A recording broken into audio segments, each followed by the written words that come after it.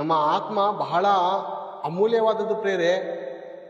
ನಮ್ಮನ್ನು ಯಾಮಾರಿಸ್ಬೇಕು, ನಮ್ಮನ್ನು ಬೀಳಿಸ್ಬೇಕು ಅಂತ ಮನೆಗಳಲ್ಲೇ ಆತನು ಶತ್ರುಗಳನ್ನು ಸಿದ್ಧ ಮಾಡ್ತಾರೆ ಮತ್ತು ಮಿತ್ರರಾಗಿರುವಂತೆ ಸಿದ್ಧ ಮಾಡಿ ನಮ್ಮ ಜೀವಿತವನ್ನು ಹಾಳು ಮಾಡುವ ಪರಿಸ್ಥಿತಿನೂ ಇರ್ತಾರೆ.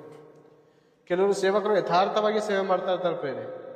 ಈ ಜೊತೆಲಿ ಇರ್ತಾರಲ್ಲ ಹೆಂಡತಿಯರು, ಅವ್ರು ಇರಕ್ಕೆ ಬಿಡಲ್ಲ, ಯಥಾರ್ಥವಾದ ಸೇವೆ ಮಾಡಕ್ಕೆ ಬಿಡಲ್ಲ. ದಶಮ ಭಾಗವನ್ನು ಕುರಿತು ಬೋಧನೆಗಳು ಸ್ಟಾರ್ಟ್ ಮಾಡಿಸ್ತಾರೆ. ಕಾಣಿಕೆಗಳನ್ನು ಕುರಿತು ಹೆಚ್ಚಾಗಿ ಬೋಧನೆ ಮಾಡಿಸೋದು ಸ್ಟಾರ್ಟ್ ಮಾಡ್ತಾರೆ. ಯಥಾರ್ಥವಾದಂಥ ವಾಕ್ಯ ಹೇಳೋದನ್ನು ಸ್ಟಾಪ್ ಮಾಡಿಸ್ತಾರೆ. ಇದರಲ್ಲಿ ಸ್ತ್ರೀಯರನ್ನ ನೋಡಿದ್ದೀನಿ ಪ್ರೇರೆ, ಸುಮಾರು 3 ಜನನ ನೋಡಿದ್ದೀನಿ.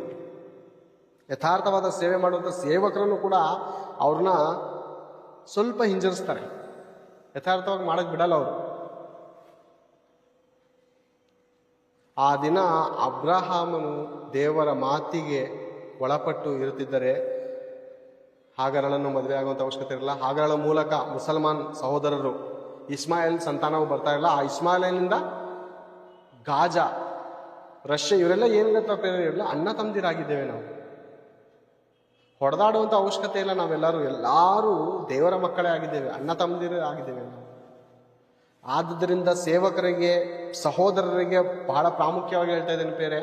ತಂಗಿರು, ಅಕ್ಕಂದಿರು, ತಾಯಂದಿರು ನನ್ನ ಬಗ್ಗೆ ಬೇಸರ ಮಾಡಿಕೊಂಡ್ರು ಪರವಾಗಿಲ್ಲ, ನೀವು ಕೂಡ ಜಾಗ್ರತೆ ತಗೋಬೇಕು. ಯಾಕಂದರೆ ದೇವರು ಹೇಳಿದರೆ ಸ್ತ್ರೀ ಕೆಲವು ಸಾರಿ ಬಲಹೀನಳಾಗ್ತಾರೆ, ನಿಂತ್ಕೊಂಡ್ರೆ ಮಾತ್ರ ಬಲಿಷ್ಠಳು. ಆ ಥರ ಹಾಗೆ ಬಲಿಷ್ಠ ಇರಲ್ಲ ಪ್ರೇರೆ. ಕೆಲವು ಟೈಮಲ್ಲಿ ಬಲಹೀನ ಆಲೋಚನೆಗಳು ಬರುವಾಗ ನೀವು ಸ್ವಲ್ಪ ಜಾಗ್ರತೆ ಪಡಿ.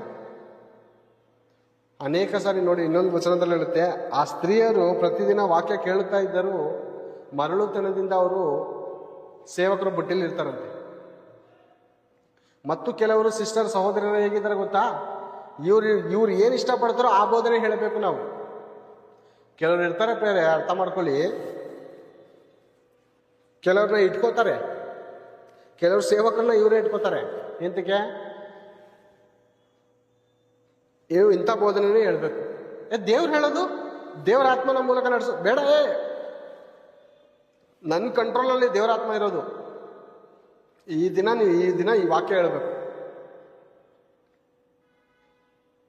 ಇಂಥ ವಾಕ್ಯ ಹೇಳಿದ್ರೆ ಜನ ಸಂತೋಷ ಪಡ್ತಾರೆ. ಏನ್ ಬೇರೆ ದೇವ್ರು ಎಕಡ ಎತ್ಕೊಂಡಿದ್ದಾನೆ ಮಾತ್ರ.